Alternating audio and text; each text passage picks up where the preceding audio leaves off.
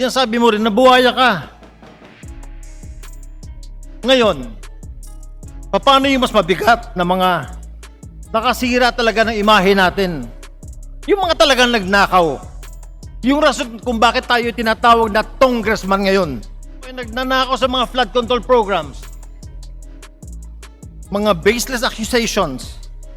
Kung bakit tayo ay sinasabing merong maleta na binigyan ng 20 million pesos. Gusto ko pong sabihin sa lahat na hindi pa rin po nagbabago ang aking intensyon na paghiringan ito. At katunayan, nangyari po itong ganap na ito. Ako na po ang pinakamasayang tao dito dahil napag-usapan po ang chart and change. Inuulit ko po, ako po ay pabor dyan. At ako po ay number 1 na isinusulong ang foreign investment, papasukin dito, parliamentary form of government at federalismo. Wala po akong pinagbago magmula nung kumampanya hanggang ngayon. Ito na po ang pinakamagandang nangyari sa balat ng lupa pag pinag-usapan si Senator Padilla.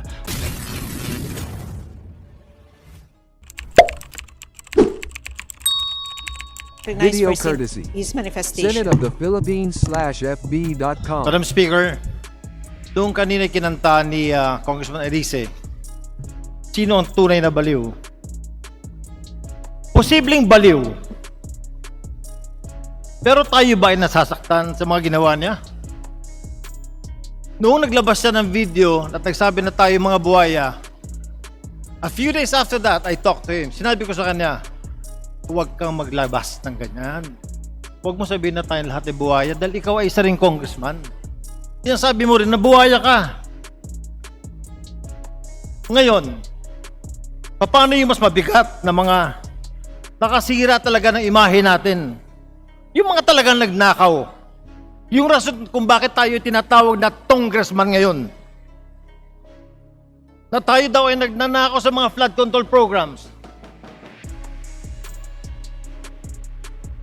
Yung bang mga baseless accusations kung bakit tayo ay sinasabing merong maleta na binigyan ng 20 million pesos. Dear colleagues, si Kiko ay binoto ng mga taga Cavite sa distrito niya. Hayaan natin na sila ang magtanggal sa kanya by not voting for him in the coming elections. Dear colleagues, let us examine ourselves. Tayo ba ay talagang napakalinis?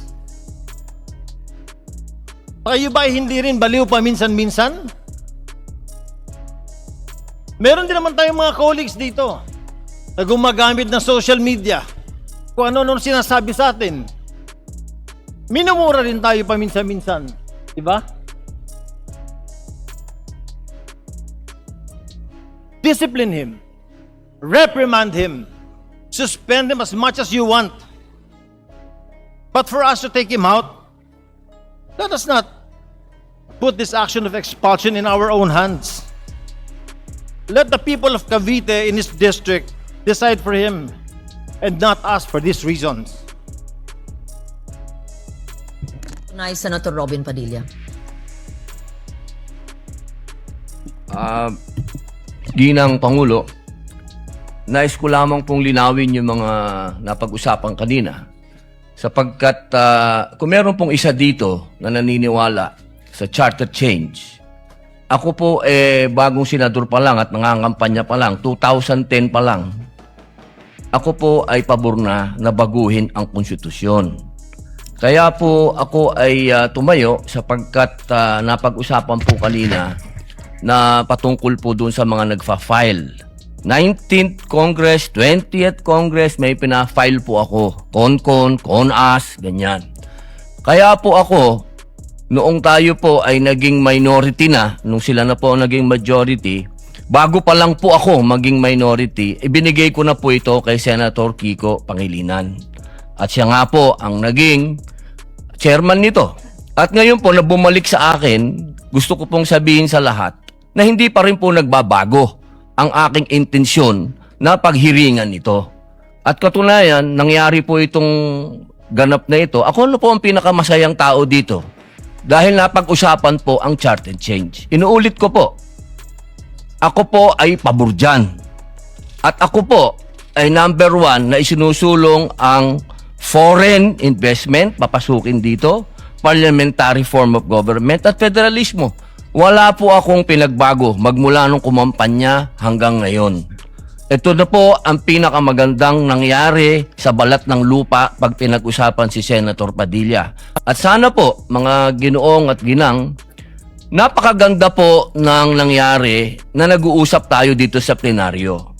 Dahil itong pangyayari nito, ibig sabihin, tayo po talaga'y mambabatas. Mas maganda po na dito tayo nag-uusap kaysa parinigan po tayo ng parinigan sa media.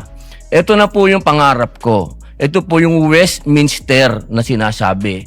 Mag-usap tayo, magdebate tayo. Ito na po yun.